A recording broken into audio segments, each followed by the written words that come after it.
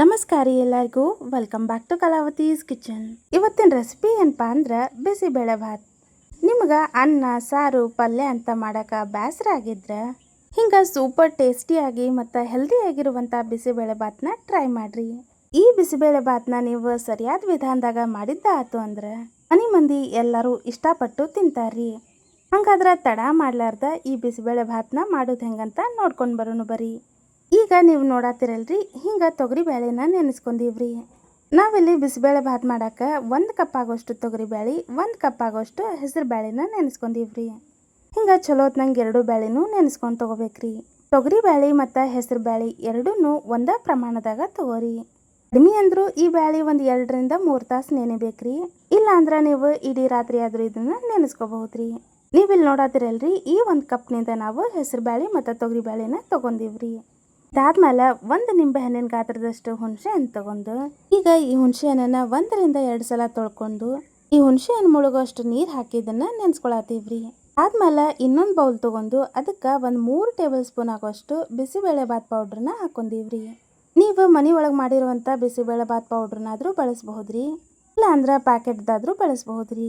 ಈಗ ಈ ಪೌಡರ್ಗೆ ಸ್ವಲ್ಪ ನೀರು ಹಾಕೊಂಡು ಇದನ್ನೆಲ್ಲನೂ ಚಲೋ ತಂಗೆ ಮಿಕ್ಸ್ ಮಾಡ್ಕೊಂಡು ಒಂದು ಪೇಸ್ಟ್ ಗತೆಕ ಮಾಡ್ಕೊಂಡಿವ್ರಿ. ಈಗ ನಾವಿಲ್ಲಿ ಒಂದು ಕುಕ್ಕರ್ನ ಬಿಸಿ ಮಾಡ್ಕೊಂಡು ಅದಕ್ಕೆ ಅಕ್ಕಿ ಹಾಕೊಳತ್ತೀವ್ರಿ. ನಾವಿಲ್ಲಿ 1 ಗ್ಲಾಸ್ ಆಗೋಷ್ಟು ಅಕ್ಕಿನ ತೊಳೆದು ಹಾಕೊಳತ್ತೀವ್ರಿ. ನಾವಿಲ್ಲಿ ಡೈಲಿ ಮನೆ ಒಳಗೆ ಬಳಸುವಂಥ ಅಕ್ಕಿನ ಹಾಕೊಂಡಿವ್ರಿ. ಹಿಂಗೆ ತೊಳೆದಿರುವಂಥ ಅಕ್ಕಿ ಎಲ್ಲನೂ ಹಾಕೊಂಡ್ಮೇಲೆ 1 ಕ್ಯಾರೆಟ್ನ ಹಿಂಗೆ ಉದ್ದುದಕ್ಕೆ ಕಟ್ ಮಾಡ್ಕೊಂಡು ಹಾಕೊಳತ್ತೀವ್ರಿ. ಮತ್ತು ಇದ್ರ ಜೊತೆಗಿನ 1 ಕಪ್ ಆಗೋಷ್ಟು ನಾವಿಲ್ಲಿ ಬೀನ್ಸ್ನು ಹಾಕೊಳತ್ತೀವ್ರಿ. ನೀವು ಇದೇ ತರಕಾರಿನ ಬಳಸ್ಬೇಕಂತ ಏನೂ ಇಲ್ರಿ, ನಿಮ್ಗೆ ಇಷ್ಟ ಆಗುವಂಥ ಯಾವುದಾದ್ರೂ ವೆಜಿಟೇಬಲ್ಸ್ನ ಹಾಕೋಬಹುದ್ರಿ. ಈಗ ಇದಕ್ಕೆ 1 ಕಪ್ ಆಗೋಷ್ಟು ಆಲೂಗಡ್ಡೆ ಮತ್ತು 1 ಮೀಡಿಯಮ್ ಸೈಜಿನ ಉಳ್ಳಾಗಡ್ಡಿನ ಸ್ವಲ್ಪ ಹಿಂಗೆ ದೊಡ್ಡ ಸೈಜಿಗೆ ಕಟ್ ಮಾಡಿ ಹಾಕೊಂಡಿವ್ರಿ. ಅದ್ರ ಜೊತೆಗಿನ 1 ಟೊಮ್ಯಾಟೊ, ಸ್ವಲ್ಪ ಹೂಕೋಸನ್ನು ಹಾಕೊಂಡಿವ್ರಿ. ಈಗ ನಾವು ಆಗಲೇ ತೋರಿಸಿದ್ವಲ್ರಿ ತೊಗರಿ ಬೇಳೆ ನೆನೆಸ್ಕೊಂಡಿವಿ ಅಂತ, ಅದನ್ನು ಹಾಕೊಳತ್ತೀವ್ರಿ. ಇದಾದ್ಮೇಲೆ ಹೆಸರು ಬೇಳೆನೂ ಹಾಕೊಳತ್ತೀವ್ರಿ. ತೊಗರಿ ಬೇಳೆ ಮತ್ತು ಹೆಸರು ಬೇಳೆ ಎರಡೂ ನಿಮಗೆ ಎಷ್ಟು ಬೇಕು ಅನ್ನೋದು ನೋಡ್ಕೊಂಡು ಹೆಚ್ಚು ಕಮ್ಮಿ ಮಾಡ್ಕೋಬಹುದ್ರಿ. ಈಗ ಇದಕ್ಕೆ ಸ್ವಲ್ಪ ರುಚಿಗೆ ತಕ್ಕಷ್ಟು ಉಪ್ಪು ಮತ್ತು ಒಂದು 2 ಟೀ ಸ್ಪೂನ್ ಆಗೋಷ್ಟು ಎಣ್ಣೆ ಹಾಕೊಂಡು ಸ್ವಲ್ಪ ಅರಿಶಿನ ಪುಡಿ ಹಾಕೊಂಡಿವ್ರಿ. ಮತ್ತು ನಾವಿಲ್ಲಿ ಈಗ ಇದಕ್ಕೆ ನೀರು ಹಾಕೊಳತ್ತೀವ್ರಿ. ನಾವಿಲ್ಲಿ 1 ಗ್ಲಾಸ್ ಆಗೋಷ್ಟು ಅಕ್ಕಿ ತೊಗೊಂಡ್ರೆ ಅದಕ್ಕೆ 5 ರಿಂದ 6 ಗ್ಲಾಸ್ ಆಗೋಷ್ಟು ನೀರು ಹಾಕೊಳತ್ತೀವ್ರಿ. ಅಕಸ್ಮಾತ್ ಈ ಬಿಸಿಬೇಳೆ ಭಾತ್ಗೆ ನೀರು ಏನಾರ ಕಡಿಮೆ ಆಯಿತು ಅಂತಂದ್ರೆ ಆಮೇಲೆ ಸ್ವಲ್ಪ ನೀರನ್ನ ಬಿಸಿ ಮಾಡಿ ಹಾಕೋಬಹುದ್ರಿ. ಈಗ ಹಿಂಗೆ ನೀರು ಹಾಕೊಂಡ್ಮೇಲೆ 1 ಸಲ ಇದನ್ನೆಲ್ಲನೂ ಚಲೋ ತಂಗೆ ಮಿಕ್ಸ್ ಮಾಡ್ಕೊಂಡು ಕುಕ್ಕರ್ ಮುಚ್ಚಳ ಮುಚ್ಚಿ ಒಂದು 5 ರಿಂದ 6 ವಿಷಲ್ನ ಹಾಕಿಸ್ಕೊಂಡಿವ್ರಿ. ಈಗ ನೀವಿಲ್ಲಿ ನೋಡ್ಬೋದ್ರಿ, 5 ರಿಂದ 6 ವಿಷಲ್ ಹಾಕ್ಸ್ಕೊಂಡಂಥ ಬಿಸಿಬೇಳೆ ಭಾತ್ ಎಷ್ಟು ಸೂಪರ್ ಆಗಿ ರೆಡಿ ಆಗೈತಿ ಅಂತ. ನಾವು ಇದಕ್ಕೆ ಹಾಕಿರುವಂಥ ವೆಜಿಟೇಬಲ್ಸ್ ಎಲ್ಲನೂ ಸರಿಯಾಗಿ ಬಂದಿರ್ತಾವ್ರಿ. ಮತ್ತು ಅನ್ನನೂ ಅಷ್ಟೇ ರೀ, ಬಹಳ ಸಾಫ್ಟ್ ಆಗಿ ರೆಡಿ ಆಗಿರುತ್ತ್ರಿ.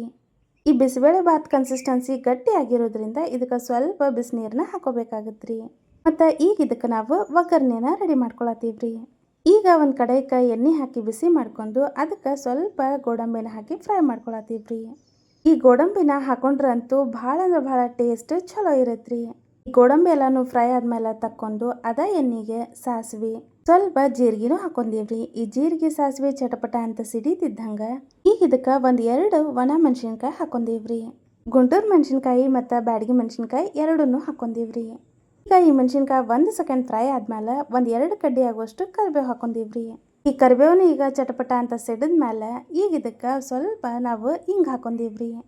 ಹಿಂಗೆ ಹಾಕಿದ್ಮೇಲೆ ಜಸ್ಟ್ 1 ಸಲ ಇದನ್ನೆಲ್ಲನೂ ಮಿಕ್ಸ್ ಮಾಡ್ಕೊಂಡು ಒಗ್ಗರ್ನಿನ ಒಂದು ಸೈಡಿಗೆ ತೆಗೆದಿಟ್ಕೊಂಡು ಬಿಸಿಬೇಳೆ ಭಾತ್ಗೆ ಸ್ವಲ್ಪ ಬಿಸಿಯಾಗಿರುವಂಥ ನೀರು ಹಾಕೊಂಡಿವ್ರಿ.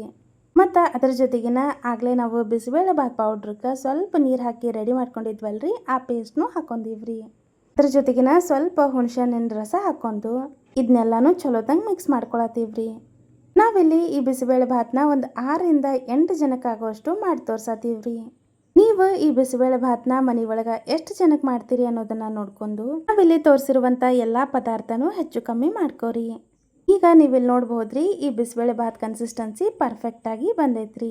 ಹಿಂಗೆ ಬಿಸಿಬೇಳೆ ಭಾತ್ ಮಾಡ್ಕೊಳ್ಳುವಾಗ ಅಕಸ್ಮಾತ್ ಕನ್ಸಿಸ್ಟೆನ್ಸಿ ಏನಾರ ಗಟ್ಟಿ ಅಂತ ಅನಿಸಿದ್ರೆ ಬಿಸಿನೀರು ಹಾಕೊಂಡು ಕನ್ಸಿಸ್ಟೆನ್ಸಿನ ಅಡ್ಜಸ್ಟ್ ಮಾಡ್ಕೋಬಹುದ್ರಿ. ಈಗ ಇದಕ್ಕೆ ರೆಡಿ ಮಾಡ್ಕೊಂಡಿರುವಂಥ ಒಗ್ಗರಣೆ ಸೇರಿಸ್ಕೊಳತ್ತೀವ್ರಿ. ಹಿಂಗೆ ಈ ಒಗ್ಗರಣೆ ಎಲ್ಲನೂ ಸೇರಿಸ್ಕೊಂಡ್ಮೇಲೆ ಇನ್ನೊಂದು ಸಲ ಇದನ್ನೆಲ್ಲನೂ ಮಿಕ್ಸ್ ಮಾಡ್ಕೊಳತ್ತೀವ್ರಿ. ಈಗ ನೀವಿಲ್ಲಿ ನೋಡ್ಬೋದ್ರಿ, ಒಗ್ಗರಣೆ ಹಾಕೊಂಡ್ಮೇಲಂತೂ ಈ ಬಿಸಿಬೇಳೆ ಭಾತ್ ಎಷ್ಟು ಸೂಪರ್ ಆಗಿ ರೆಡಿ ಆಗೈತಿ ಅಂತ. ಮತ್ತು ಅಷ್ಟೇ ಅಲ್ರಿ, ನೀವು ಇಲ್ಲಿ ನೋಡ್ಬೋದ್ರಿ ಈ ಬಿಸಿಬೇಳೆ ಭಾತ್ ಕನ್ಸಿಸ್ಟೆನ್ಸಿ ಎಷ್ಟು ಪರ್ಫೆಕ್ಟ್ ಆಗೈತಿ ಅಂತ. ಈಗ ಇದಕ್ಕೆ ಆಗಲೇ ಫ್ರೈ ಮಾಡ್ಕೊಂಡಿರುವಂಥ ಗೋಡಂಬಿನ ಹಾಕೊಳತ್ತೀವ್ರಿ. ಮತ್ತು ಅದ್ರ ಜೊತೆಗಿನ ಒಂದು 2 ಟೀ ಸ್ಪೂನ್ ಆಗೋಷ್ಟು ತುಪ್ಪ ಹಾಕೊಳತ್ತೀವ್ರಿ. ಈಗ ಇದನ್ನೆಲ್ಲನೂ ಒಂದ್ಸಲ ಮಿಕ್ಸ್ ಮಾಡಿಕೊಂಡ್ರೆ ಬಿಸಿ ಬಿಸಿಯಾಗಿ ಮತ್ತು ಅಷ್ಟ ಹೆಲ್ದಿ ಮತ್ತು ಟೇಸ್ಟಿ ಆಗಿರುವಂಥ ಬಿಸಿಬೇಳೆ ಭಾತ್ ರೆಡಿ ರೀ.